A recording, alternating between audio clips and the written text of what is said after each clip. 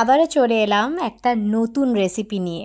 তবে হ্যাঁ, আজকে ফ্লেভার কাপেলে রান্না কিন্তু একটু অন্য হাতের ভিন্ন স্বাদের হয়েছে। হ্যাঁ, আসলে আজকের যে রান্নার রেসিপিটা আমি দেখাবো সেটা রান্না করেছে আমার মা। তো আজকে বানানো হচ্ছে, আশা করছি আপনারা এতক্ষণ দেখে বুঝেই গেছেন, আজকে হচ্ছে গলদা চিংড়ির মালাইকারি।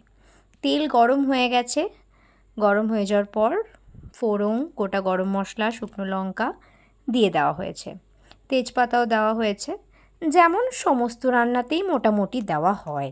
তারপর এখানে মা দিয়ে দিল কুচিয়ে রাখা পেঁয়াজ। তবে হ্যাঁ, মা আজকে রান্না বান্না করেছে ঠিকই, কিন্তু আমি কিন্তু সবজি কাটা, মশলা বাটা, ইচ অ্যান্ড এভরিথিংয়ে আমি কিন্তু আজকে হেল্প করেছি। আজকের রান্না থেকে আমি একটু বিরতি নিয়েছি, এটাই আর কি।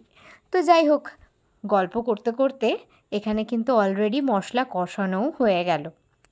মা একদম সিম্পলভাবেই গলদা চিংড়ির মালাইকারিটা করে, আমার বেশ ভালো লাগে।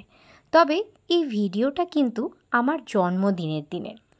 আসলে সেদিন মা বাবা দুজনেই এসেছিলেন, আর মায়ের দায়িত্ব ছিল, মা বলেছিল আমি আজকে রান্নাগুলো সমস্তটাই করব।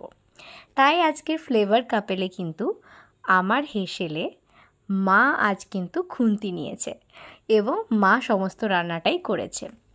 তো ব্যাস, গল্প করতে করতে গলদা চিংড়ির মালাইকারিতে যা যা প্রয়োজন সমস্ত কিছুই কিন্তু আপনারা দেখতে পেলেন।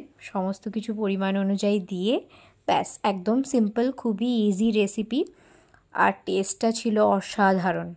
ব্যাস রেডি গলদা চিংড়ির মালাইকারি। অসাধারণ স্বাদ ছিল, গরম ভাতের সঙ্গে এটা খেতে সত্যিই দারুণ ছিল। আপনাদের কেমন লাগলো অবশ্যই জানাবেন।